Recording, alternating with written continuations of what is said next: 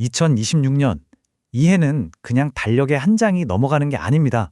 완전히 다른 두 개의 강력한 경제 철학이 말 그대로 정면 충돌하는 거대한 실험의 무대가 될 거라는 거죠.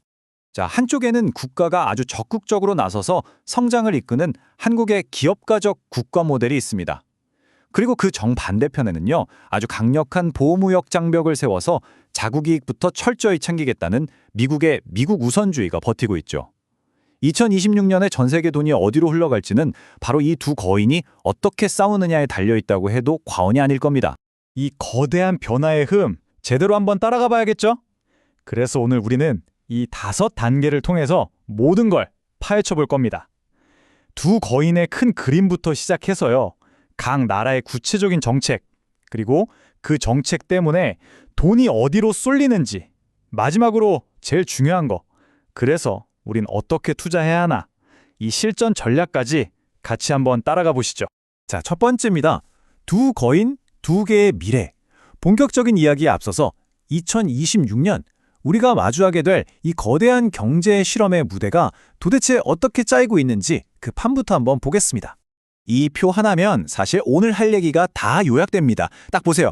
한국의 이재명 정부는 돈을 풀어서 성장을 확 끌어올리고 코스피 5천을 달성하겠다는 아주 공격적인 목표를 내세웁니다. 반면에 미국의 트럼프 정부는 높은 관세로 자국 산업을 보호하고 에너지를 꽉 쥐어서 세계 경제의 주도권을 가져오려고 하죠. 보시다시피 목표도 수단도 정말 완전히 다른 방향을 보고 있는 겁니다. 자, 그럼 첫 번째 거인 한국부터 한번 자세히 들여다볼까요? 이들이 그리고 있는 위대한 경제 도약이라는 그림, 그 실체는 과연 뭘까요? 한국 정부의 전략은 바로 이 4개의 기둥 위에 서 있습니다. 여기서 정말 중요한 포인트는 이게 그냥 돈 좀 풀어서 경기 살리자 이런 차원의 얘기가 아니라는 겁니다. AI 기술부터 에너지 인프라, 자본시장 구조까지 이건 뭐 말 그대로 나라의 운영 시스템 자체를 통째로 업그레이드 하겠다는 거대한 청사진인 셈이죠. 이 숫자가 모든 걸 말해줍니다. 10조 원이 넘는 예산을 AI에 쏟아붓는다? 이건 AI를 그냥 유망한 산업 중 하나로 보는 게 아니라 국가의 생존이 걸린 안보 문제이자 경제의 핵심 동력으로 보고 있다는 아주 강력한 신호인 겁니다. 자, 이 표를 보시면 각 정책들이 어떻게 서로 맞물려 돌아가는지 한눈에 보입니다. 예를 들어서 에너지 고속도로, 이거 한번 볼까요? 이게 그냥 전기를 더 만들자 이런 단순한 프로젝트가 아니에요. 지금 아리백이라고 해서 사용 전력 100%를 재생에너지로 써야 하는 규제 때문에 우리 수출 기업들 발등에 불 떨어진 상황이거든요. 이 기업들한테 말 그대로 생존을 위한 길을 열어주는 핵심 인프라가 바로 이 에너지 고속도로인 셈입니다. 자, 이제 무대를 바꿔서 태평양 건너 미국으로 한번 가보겠습니다. 메가 2.0의 작동 방식 한번 제대로 해보죠. 트럼프 행정부의 무기는 아주 단순하고 또 강력합니다. 세금을 확 깎아줘서 기업들을 미국으로 불러들이고 아주 높은 관세로 외국 제품은 막아버립니다. 동시에 에너지 생산 규제는 풀어버려서 에너지 비용을 낮추고 골치 아픈 금융 규제는 없애서 돈이 마음껏 돌게 만들죠. 이 모든 화살표가 가리키는 방향 딱 하나입니다. 바로 미국 내부죠. 60%? 이 숫자는요, 그냥 세금 더 내세요 수준이 아닙니다. 이건 거의 우리나라에 와서 공장 짓지 않으면 장사할 생각 마라는 최후 통첩 같은 거예요. 관세 장벽을 피하려면 결국 공장을 미국으로 옮길 수밖에 없게 만드는 공급망 자체를 물리적으로 바꾸려는 아주 강력한 압박 카드인 거죠. 이 정책들이 시장에 어떤 영향을 미칠지 한번 정리해보죠. 예를 들면 연구 감세를 핵심으로 하는 OBB 법안은 기업의 순이익을 직접적으로 늘려줄 거라는 기대를 만들고요.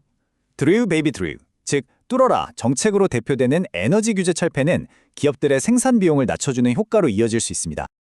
자, 여기까지가 큰 그림이고 이제 우리 투자자의 입장에서 가장 중요한 질문이 남았습니다. 그래서 돈은 대체 어디로 흘러가고 있는 걸까요? 한국 시장을 보면요. 돈의 흐름이 정부 정책을 정말 귀신같이 따라가고 있는 게 보입니다. 디지털 자산을 법으로 인정하겠다는 소식이 나오니까 관련 주식들이 움직이고 정부가 AI G3 전략을 발표하니까 반도체 기업으로 자금이 확 쏠리는 시기죠. 말 그대로 정책이 투자의 내비게이션이 된 셈입니다. 그런데 미국 시장을 보면 와, 이건 완전히 딴판입니다.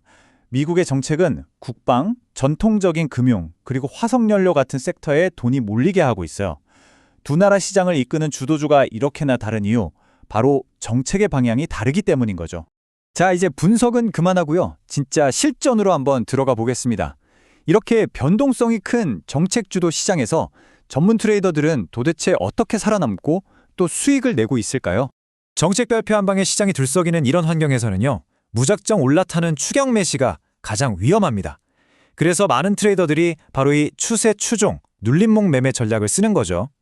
일단 정책의 수혜를 받아서 상승 추세가 만들어진 종목을 찾아요. 그리고 과열이 좀 식을 때까지, 즉 조정을 받을 때까지 차분히 기다렸다가 다시 상승 에너지가 확인되는 그 순간에 안전하게 들어가는 겁니다. 감정에 휩쓸리지 않고 확률 높은 자리만 찾는 아주 효과적인 방법이죠. 하지만 그 어떤 화려한 매매 기법보다도요, 사실 이게 제일 중요합니다. 바로 리스크 관리.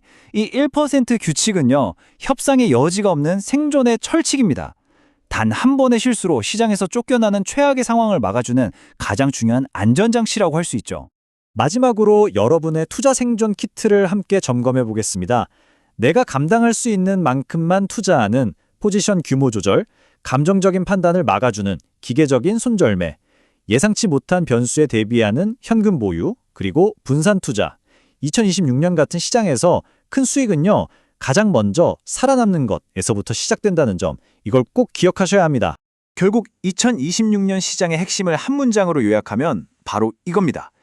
개별 기업의 실적만 보는 시대를 넘어서 그 위에서 움직이는 거대한 정책의 흐름을 읽는 것이 이제는 생존과 수익을 위한 필수 조건이 된 거죠. 마지막으로 이 질문을 던지면서 마무리하겠습니다. 국가가 주도하는 혁신, 그리고 강력한 자국 우선주의. 이 거대한 두 개의 글로벌 실험이 충돌할 때 과연 장기적인 승자는 누가 될까요? 그 결과가 아마도 우리의 미래를 결정하게 될 겁니다.